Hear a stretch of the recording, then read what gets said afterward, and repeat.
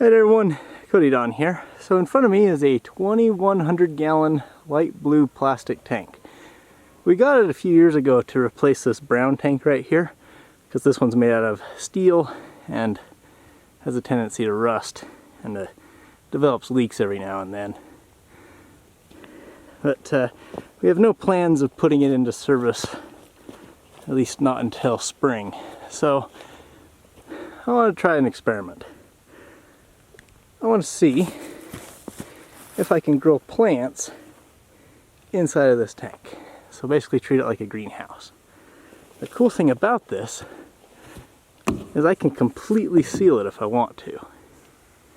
Plus, this thick plastic, pretty good insulator.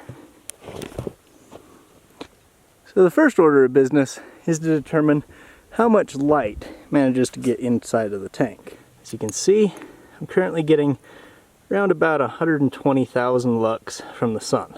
The sun is very bright, of course. Now we need at least 20,000 lux in order to grow plants. So let's see how much we're getting inside the tank.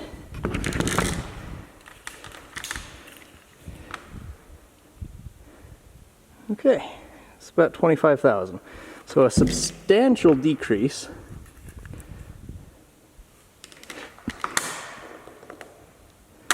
But still viable. Obviously it'd be better if the tank was clear, or maybe even just white. Okay, so I'm now inside of the tank.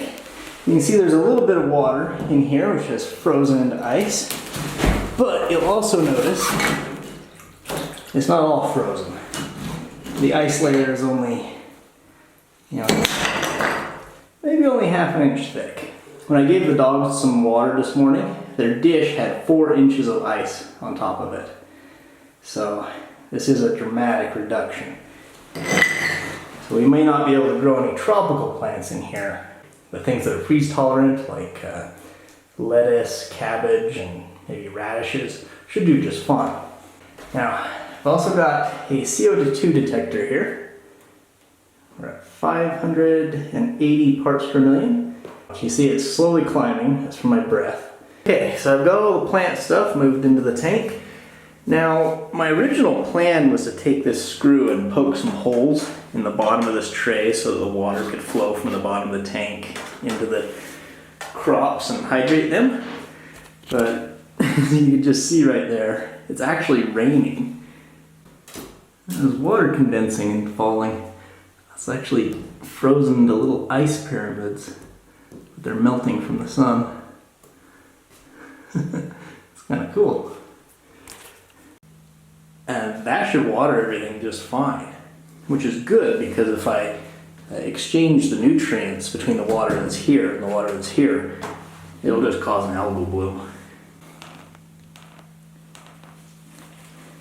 Alright, so just putting the seed starting mix into my pots. Now for some water. Okay, it's time for the seeds. So I've got sugar snap peas, radishes, some clover, and bok choy. So those are the ones that I actually expect to grow. And then just for sake of experiment, I've got some nightshade, squash, and cucumbers. Let's see if we can get any of those to grow. Okay, just in a couple of radish seeds for each of these little pots. Okay, quick rundown of what I planted where. So I put bok choy, clover, radishes, clover, snow peas, clover, tomatillos, and these two, squash, cucumber, and sugar snap peas on the far side. So it's currently 11:17 and we're at 2,700 parts per million carbon dioxide. And that's enough that I am starting to feel it. So it's probably about time for me to get out of here. But I'm going to leave that carbon dioxide because the plants are going to need it in order to grow. And actually about 2,000 to 3,000 parts per million is pretty good for plants. I'm going to leave this cut here so I can determine how much rainfall this receives. Okay, CO2 levels have dropped a little bit now that I've opened the chamber.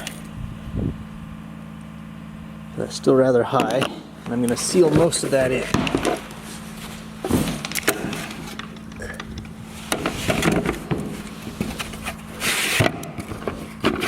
Thinking maybe I'll even get like a plastic bag and really seal it. Look at that, just after coming out of the tank, it's already dropped down to 400 parts per million. I think that's about average for the Earth right now.